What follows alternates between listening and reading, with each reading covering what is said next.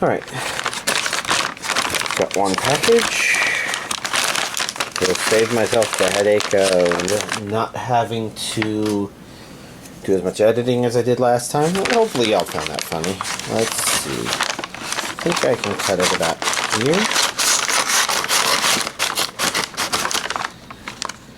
Oh, and I don't see a whole lot of styrofoam shit coming out of it, so voila.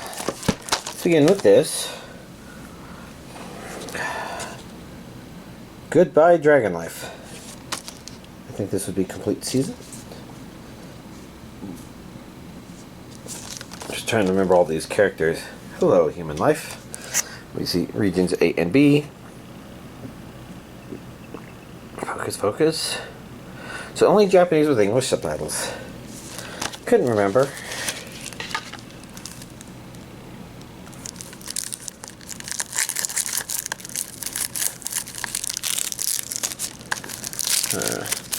I'm just trying to remember what I can about the series itself, and it's a bit of a mix. Like, there were neat ideas in there, but also a couple that felt, I don't know, convenient. I didn't like the one evil flower girl, for example. I feel like there's more plastic here. There is.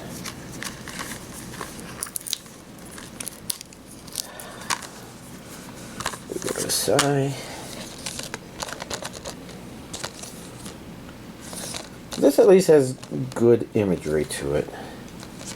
Like, that one's actually a really neat image.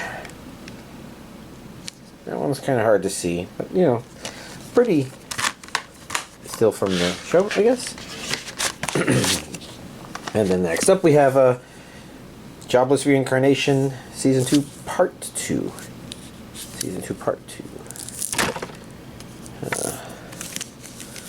There we go. Should look at season 1 season 1. Anyways, part of the reason for that is, so this is also region A and B. This should be English dub. Yes. Limited edition, worth protecting.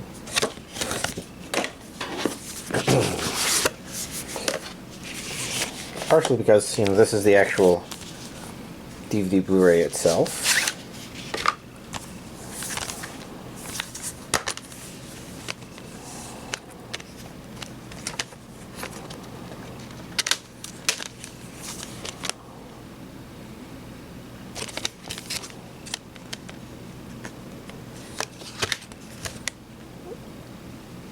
Four discs.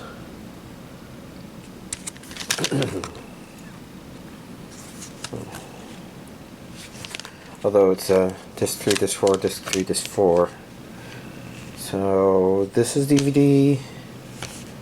And so these first two are Blu-ray. Okay. This is a limited edition, so you know, not only is there more to look at. Let me see. First, we've got this.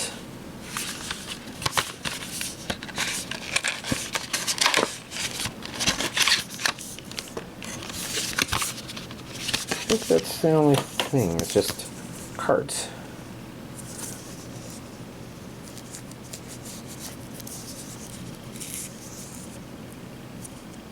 Huh. I was just remembering. There neat stuff.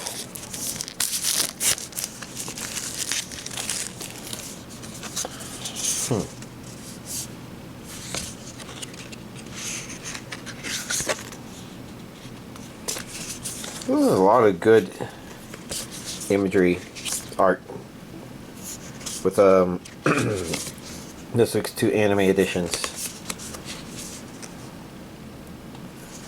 I really like these. These are, you know, they're not like screenshots from the show or anything like that. They're just kind of neat. But I'm not putting it back in there because I'm taking season 2 part 1.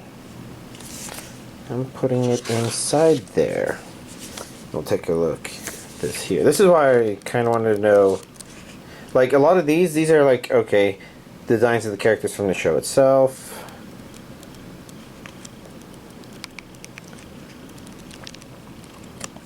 So that gives us neat stuff, but maybe not as neat as some of the other stuff. But right, is that how it should be go? How should it should go together? That's why I kind of wonder where season 1 is. Because I should probably order these in the same way. Because sometimes this booklet goes in the middle of those two. Sometimes I think that's the order. I don't know. But you have to admit, it is kind of nice that I had enough forethought to get that together. Here's this week's Physical Anime Collection update. Alright, so to begin with my Friday friend, we watched episodes 6 through 9 of Rising the Shield Hero Season 4. And, you know, fine stuff. There's definitely a battle in there that I actually really quite appreciate revisiting it. It has a lot of fun camera movement, fun angles. I'd say it's definitely a plus side. I'm not sure how else to put it. I'm trying to think if Season 3 had anything similar. Really blanking on Season 2's stuff. But, you know, Season 2 just kind of felt a little fast. And Season 4 here felt better pacing. So, I don't think anything new this time around, other than the fact that I do think I might have noticed where I probably switched from watching it dubbed to Japanese with English subtitles, and most of that was a thought that maybe I've never heard this one character English dub, but I didn't notice anything about them so much as I noticed that the volume of the dub radically changed, which was quite interesting. Not necessarily bad, it was just interesting. Let's see, next up was Campfire Cooking in Another World with My Absurd Skills, Season 2, Episode 2. Trying to remember what happened in it. Oh, yeah, okay, yeah. I remember meeting more gods, and that stuff being fun. You know, the show's whimsical, fun. They had some of that. They did some of that. Sweet is still the best slime ever.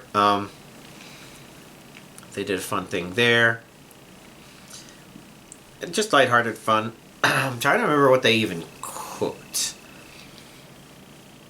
I remember Fel complaining about, Fel? Is that right? Fenrir? Fel? Complaining about, eating more vegetation, and, you know, I think that's kind of fair if he's a carnivore, but at the same time. And since they give them very human palates, even though, like, Sweet makes the least sense out of all of them, oh yeah, there was a lot of stuff with that character interacting with that. I don't know. Overall, a fun, whimsical thing. Let me see. Hero Without a Class, Who Even Needs Skills, Episode 4. Just stuff. Maybe I thought there were some parts of it that were kind of funny. Assuming I'm not remembering a different episode where I thought some of the way they played some of the attempted marriage jokes were fun, but content-wise, the show just sort of is. I don't think there's much else to say about it. Let me see. Dark History of the Reincarnated Villainess, Episode 2. I think it does a good job of bringing things more in line with the fundamental premise, because some of the reason the details aren't like major plot points is so much as,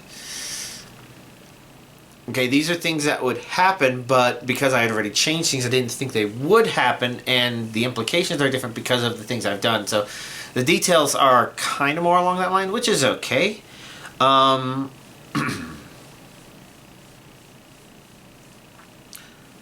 yeah, I'm not sure what to think about it. I kind of remember it feeling...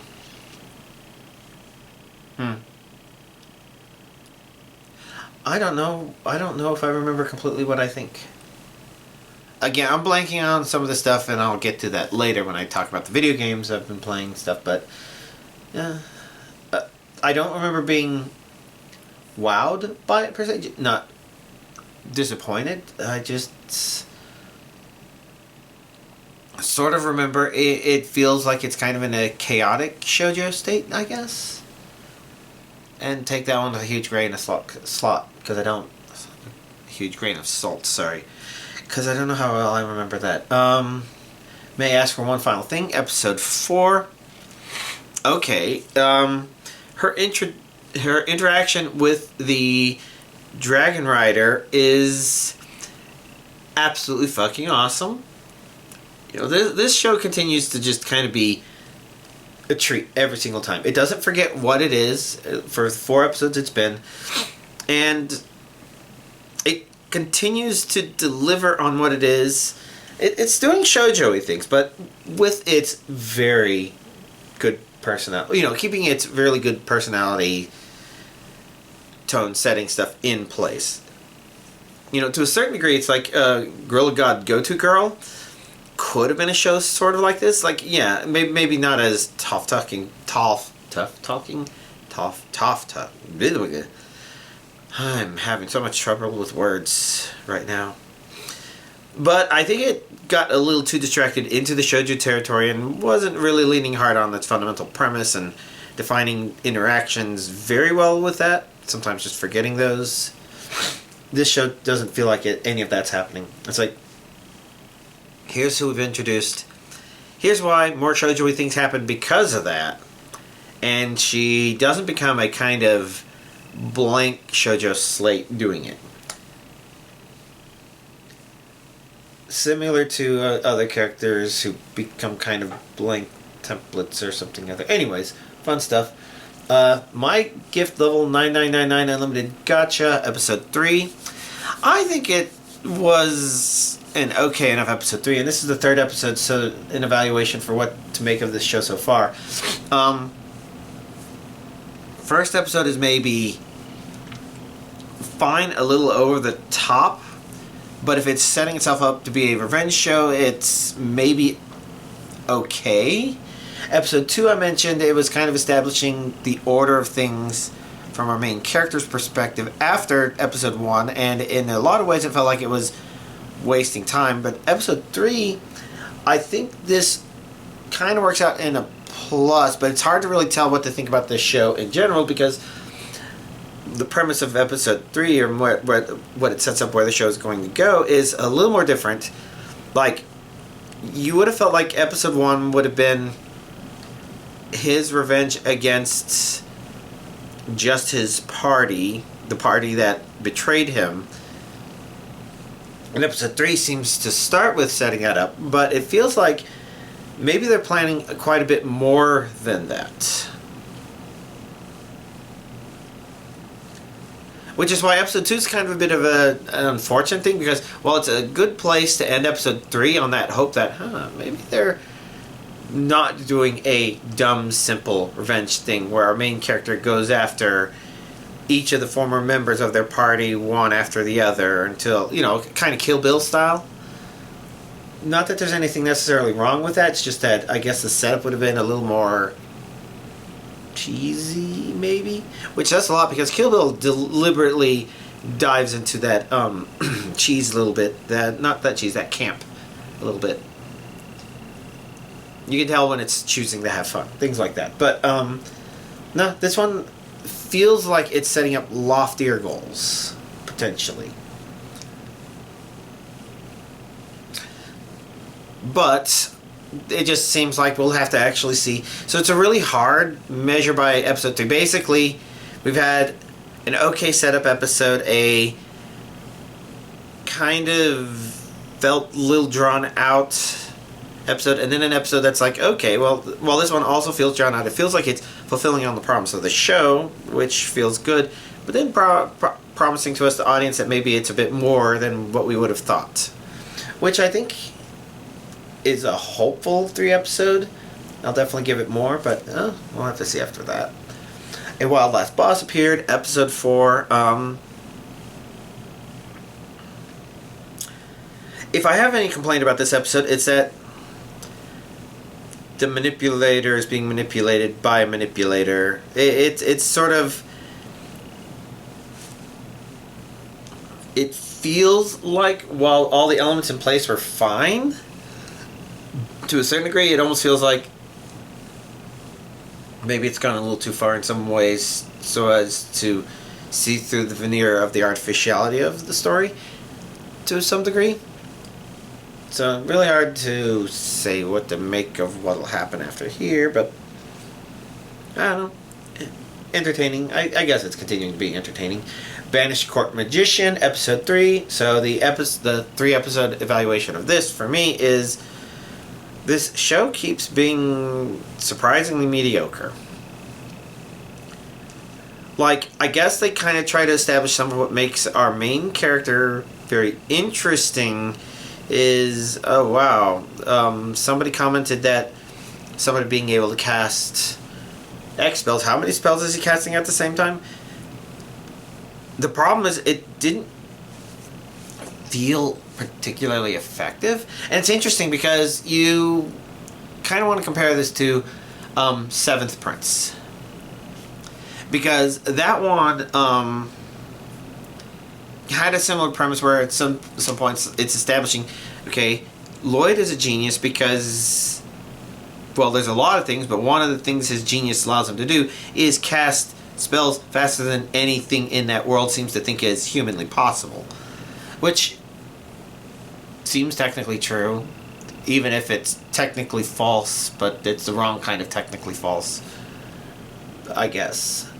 But, you know, that one does a real good of showing where we feel his ability to cast fast is overwhelming.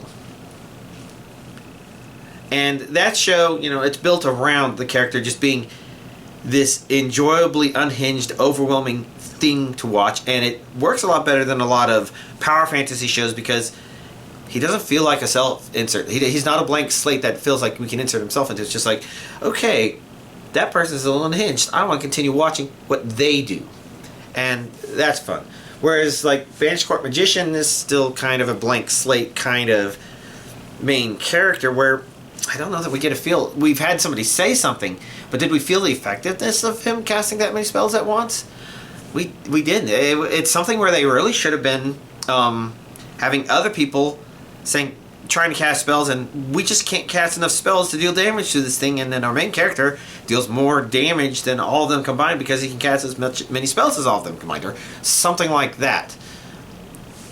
And that's not even necessarily the best example, but it's better than what we got. What we got is people kind of saying some stuff and making some comments and making some plans, but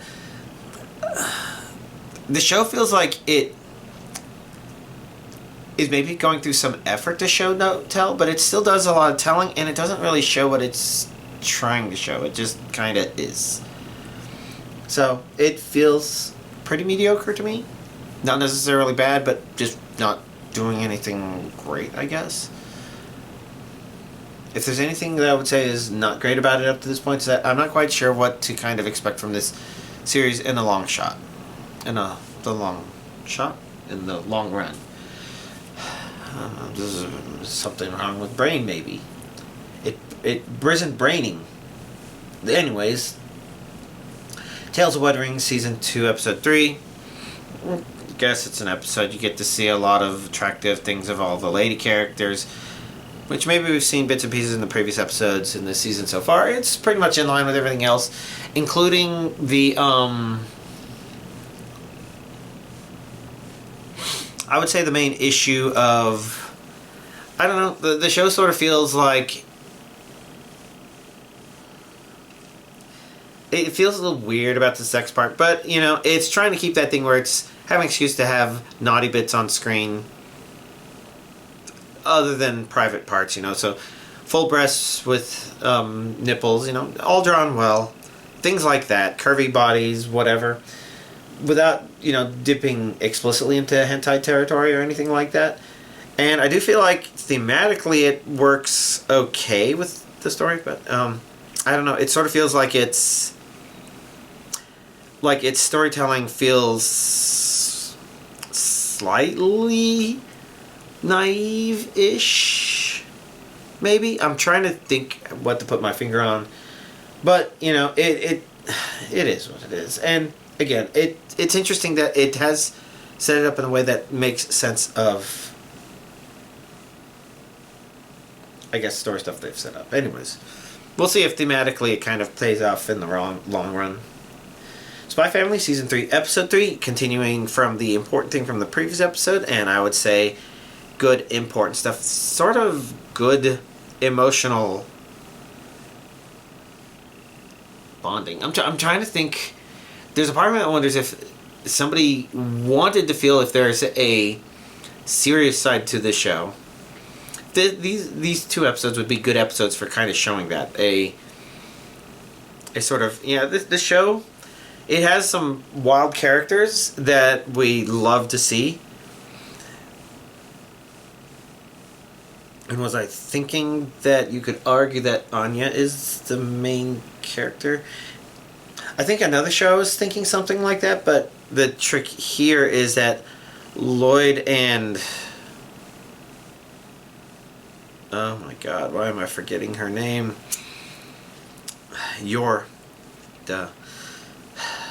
Hard with the words. Lloyd and Yor are just as important, it feels like. There's a lot of... I don't know, it's good. I've been liking season 3 so far. So far, all these episodes have been a little more important than I would have thought. To Your Eternity, season 3, episode 3. And like I mentioned last week, I had on my notes that it was episode 3, and I was wrong, it was only episode 2. And this week was episode 3. And I can see... I can't quite see what the major storytelling impact of this season could be. There's certain things I would think of and hope for. Oh yeah, that fucking happened.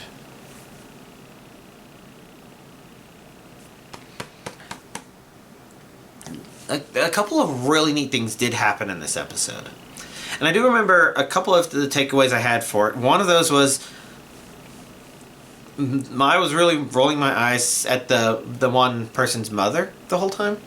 And that's since episode 1. She just seemed so fucking narcissistic, full of herself. Exhausting to look at. It's like, oh my god, she's just some sort of fucking animal that doesn't try to think about her place in the world. She just is too full of herself. And it sounds like she was also mostly full of herself in terms of keeping her I guess living precariously through her daughter was a portion of that. But it was one of those things where it just feels like, man, this bitch is one bad day away from Munchausen by proxy syndrome. Which is that thing where a parent pretends that their kid is always sick, but the parent is actually like poisoning their kid or something like that in order to get the sympathy points for having the kid. I don't know. Disgusting stuff, I know. But I felt like the mother hadn't done anything like that, but Jesus Christ, did she feel very close. And we got some more information that kind of gives us some insight into why some of the things she's done, she may have done. But I was also quite surprised that we learned more about the daughter, and I'm like, I wonder if the daughter is much further. If the only reason she doesn't look like a complete bitch is because she's being oppressed by her mom. Not oppressed deliberately, but rather she's living under her mom's thumb and it's preventing her from blossoming into a narcissistic, intolerable, psychotic fucktard or something like that. And it's really hard to say because that may be where the show's intending to go with it. I'm not sure. But I wouldn't discount it either.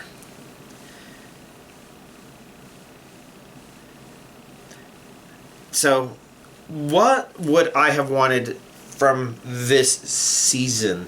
Like, it's the 3rd episode, but it's the 3rd episode of the 3rd season. So at this point, it's like, I don't know. I guess season 1 definitely was a little slow in how it moved. I don't remember the pace of season 2 because I watched that one as it aired. But, you know, it's not a show that's usually in a rush to get to its finale, except for the end of season 2, of course. So it's trying to make sure things get set up, contextualized, and we understand everything. And it has always felt like it's moving forward. So I think it's probably consistent with the previous seasons. It's just hard to say if the material is as engaging. But I think episode 3 does give us enough to be curious where it's going with this. Because Season 1 felt like discovery. Season 2 felt like war. Season 3, what does Season 3 feel like? Boba tea so far. And yes, I've drunk another cup of boba tea while watching. Which, you know, I've been drinking boba tea anyways, but the point is, you know, I had to make sure I was drinking boba tea alongside of it just for Fushi's sake. But I know that at least early on, because they established that the girl is kind of the long descendant of that line of people that were way too obsessed with our main character. To me, I sort of felt like the mom's narcissism and her feeling oppressed by not only achieving so much but being under her mom's thumb so much would have been like, okay, this sort of feels like her family's been cursed for generations. For me, I almost wondered if I wanted to see Season 3 be one where her family kind of gets relieved of that curse in a way that helps Fushi grow as well. And I'm not sure whether or not they're doing that or not. Episode 3 makes it hard to tell.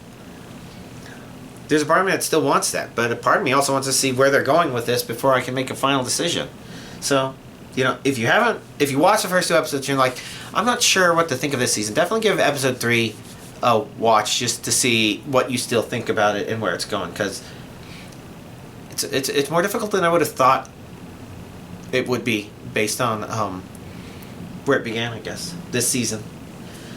Anyways, my notes do mention My Hero Academia final season here, although most likely that's going to get moved to the top with the Friday Friend stuff, because I did confirm that dub dropped. Speaking of dub drop, there was that. Okay, but I did confirm that the dub dropped for the first episode, so that means that the dubbing is 2 weeks behind, as predicted. And so there's a good chance that with my Friday Friend, we'll just start watching it, you know, beginning this coming Friday. We might not. We'll just have to see what the timing implies. But for anybody else that was waiting for the dub, it's at least starting. Or at least appears to start. Crunchyroll says dub. Technically, dub could mean it's German dubbed and not English dubbed. I'm assuming it's English dubbed, and there's a big ass in that assumption, even though my ass is kind of flat, not that sexy, so don't worry about it. But anyways, just making a note of that. Gotcha Kuda episode 15. Okay, yeah, so when I was mentioning dub, this one is interesting because there was no dub for episode 15, and even more confusing, I'm pretty sure I watched episode 14 dubbed, but the dub was gone. And maybe there's a possibility that Crunchyroll is gaslighting me into thinking, no, you see, it says you watch it, so you watch it. So I have my fucking doubts. But, you know, I think switching over to the dub was fine. Sorry, switching over to sub was fine. Not that the dub wouldn't have been pleasant to continue on with, but I guess I specifically wasn't so attached to any of the dub voices that I needed to continue watching it dubbed. Doesn't necessarily mean the dub is bad.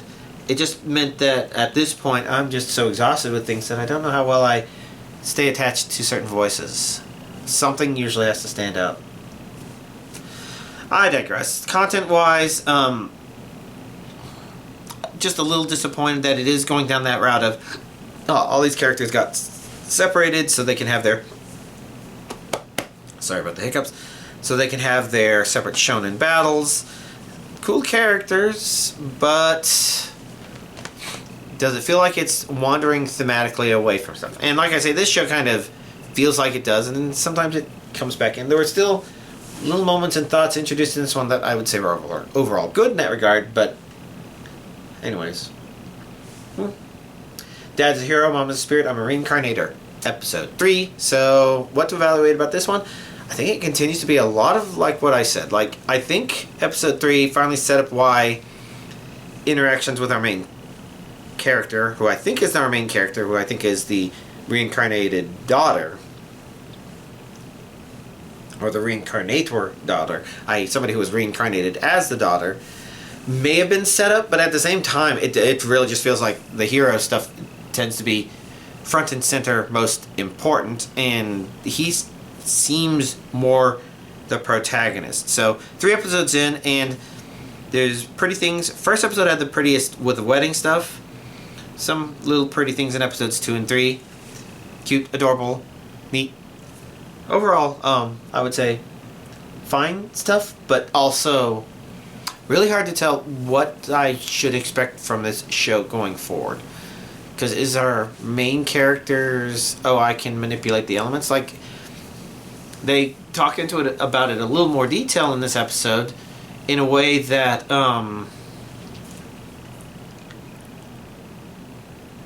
seems more of an afterthought than something that's like completely crucial. Like, if anything, the being a reincarnator, having the powers means absolutely nothing. They could have made it where she just had passive powers, which wouldn't have made the first episode work as well. But passive powers like her mom, but passive powers that kind of made her worth interacting with and negotiating with beyond people who are just like, she's the most adorable thing ever. Which she is, although she's also more intelligent than she would appear, just because, she has previous life experience. I don't know. Overall, I'd say it's a very pleasant. I do like putting on new episodes of it because it still feels like something very watchable. But I just don't know what to expect from it. Make of that what you will. Gatherer's Adventure in Isekai, episode 4.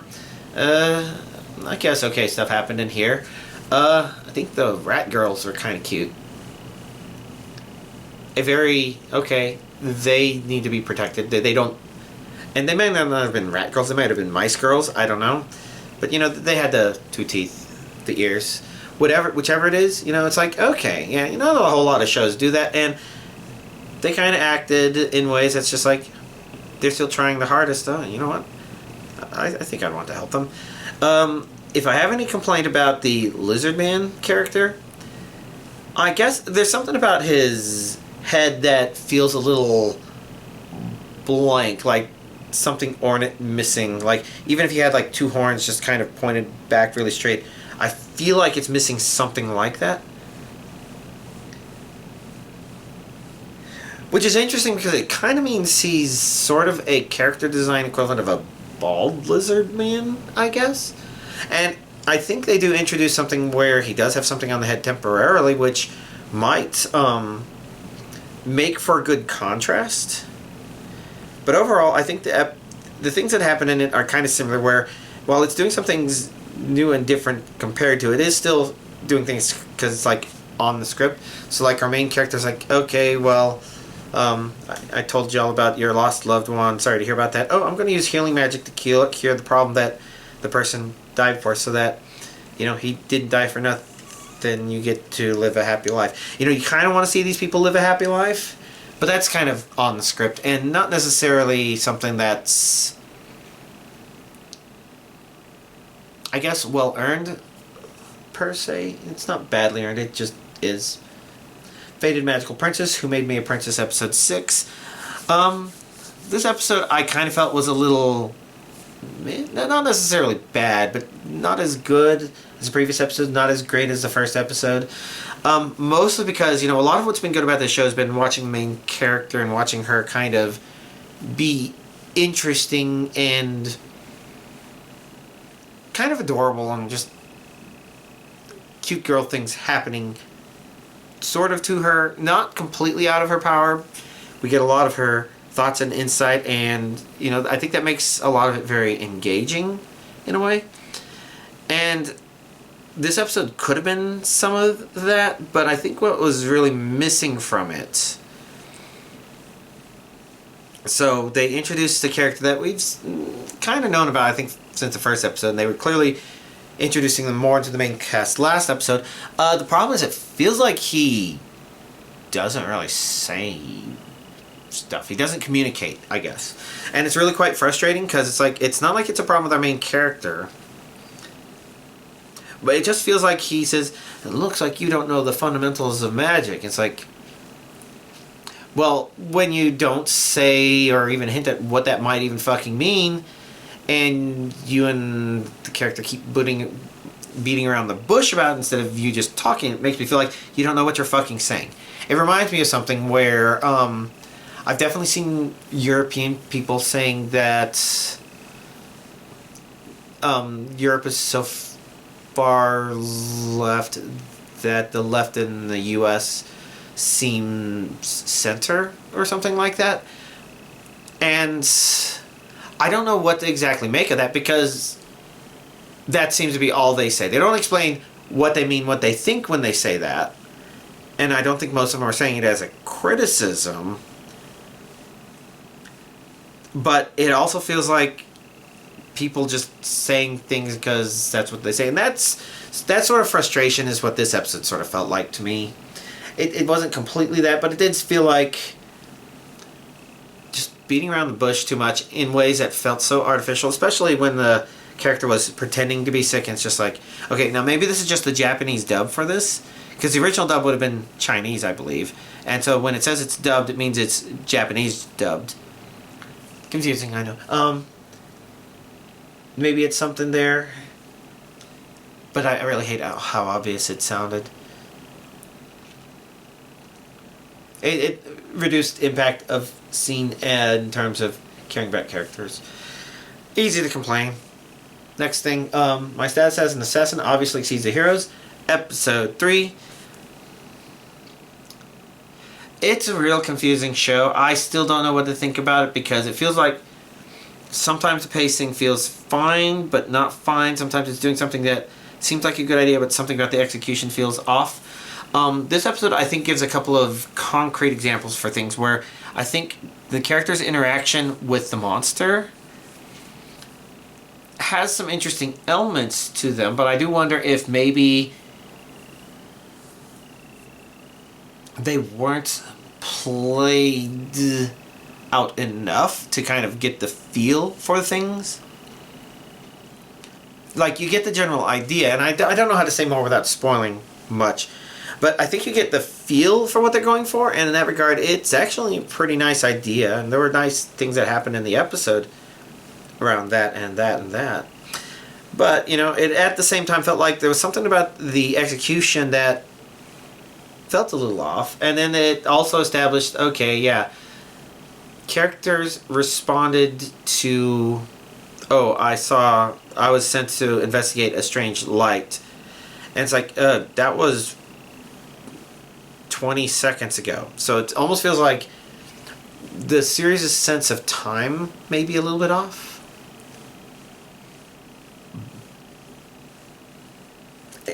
It's moving forward and doing stuff, and there's interesting stuff mixed in there, but I don't know. Maybe the tone is just a little bit weird. Maybe I'm just exhausted and my mind's somewhere else. So overall, a kind of hard to read first 3 episodes. Neat stuff, very neat stuff definitely in there, but also just kind of like thematically, I'm not sure what to expect from the show other than the pacing feeling weird, but, you know, maybe the show still being nice. We'll have to see. That's all the stuff there. So I've been playing Rune Factory Guardians of Ozma. Not even Dead by Daylight. And Dead by Daylight, you know, there's a Halloween event going on right now, but, you know, I was on PTO last week, and part of the reason I fired up Guardians of Ozma is because I wanted to kind of play a farming game. And I think I mentioned this last week, that I was glad that I took it up because it really can be quite cozy.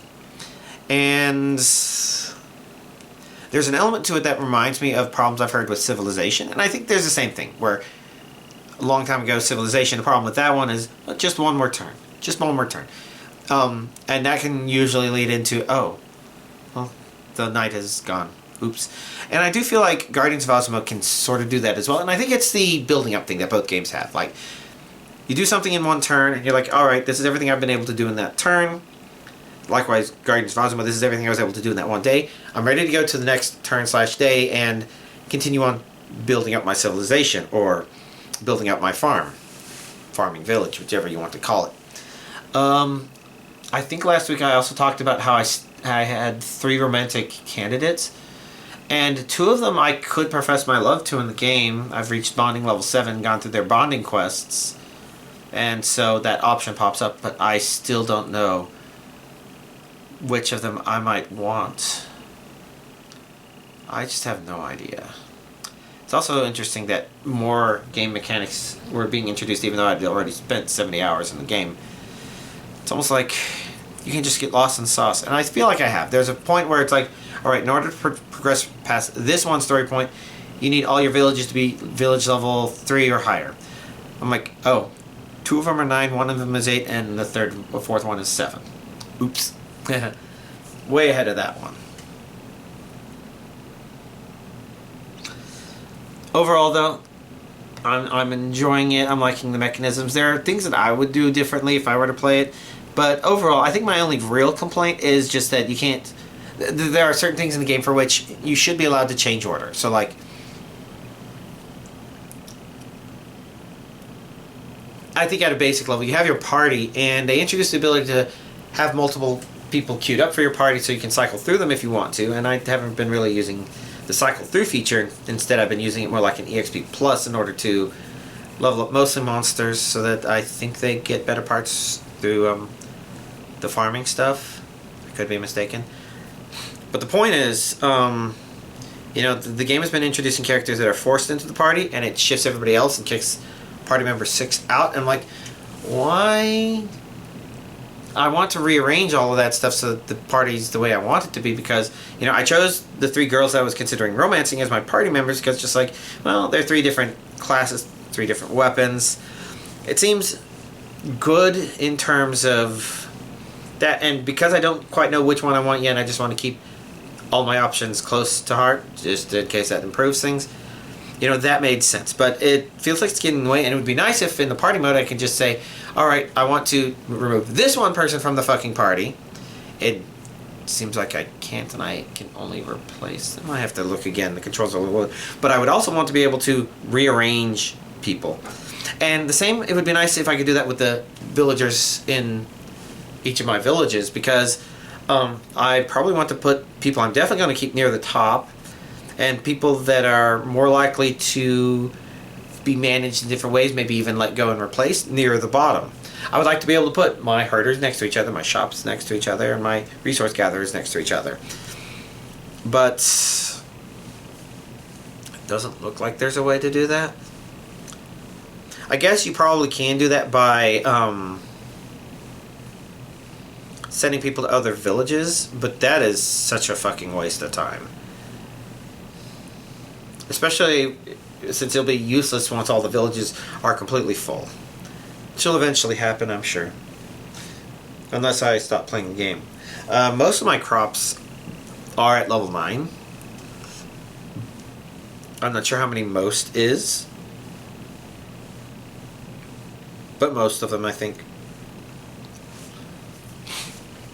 I think it's... There's a couple of other crops, slower growing ones that just take forever. Pink melon is a really good example.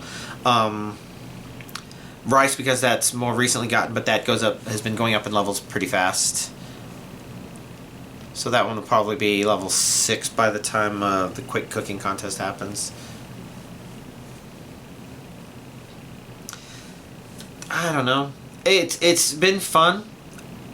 It's also been interesting, you know, like reverse engineering certain game mechanics where I don't want to spend too much time thinking about a whole lot of them. So if there's something I want to look up, I'll just look it up instead of sitting there. Okay, do I have to figure out what this fucking monster likes? No, I'm just going to look up to see what do I even care about herding. Eventually, I'll probably have more monsters in there, you know, just to see if you can get one of every herdable monster, I guess.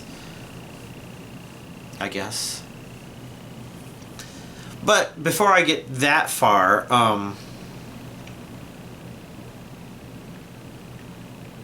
yeah, all that stuff happened. Yeah, before I get that far, I'm blanking on what I was even talking about. Oh, I was talking about mechanics. Like, I looked up, okay, what monsters give me what, and so that I can just say, here's all I'm interested in for now. What do they like? What do they love? So I'll bring a lot of that and give that to them so that I'm not thinking too much about it. Good stuff, simple stuff. Outside of that, though,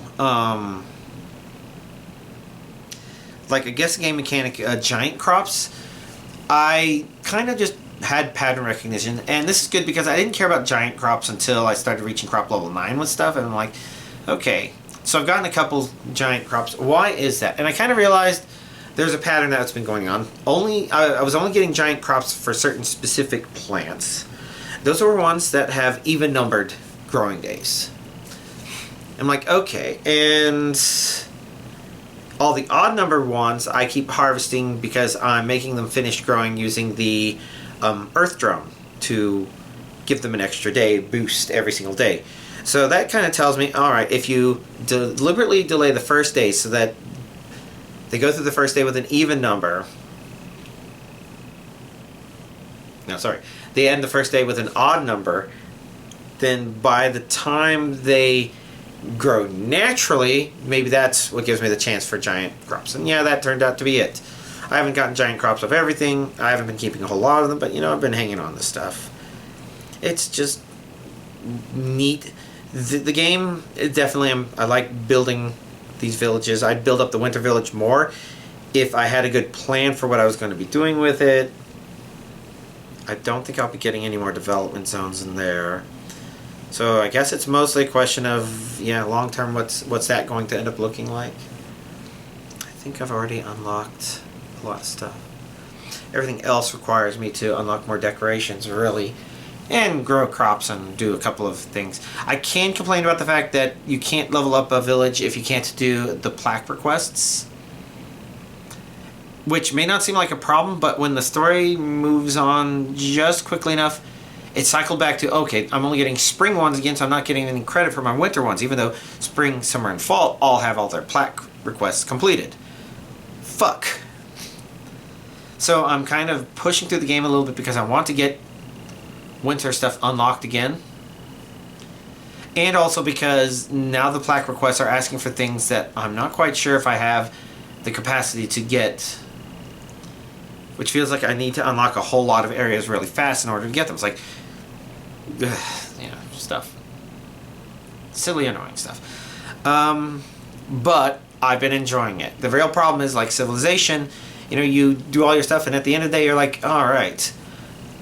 So the next morning I'm going to go back into the farming stuff and I have this down, I have this pattern, I know what I'm going to be doing, and I'm looking forward to gathering crops, planting more crops, growing more crops, watering more crops. I'm looking forward to all of it because it doesn't waste my in-game time.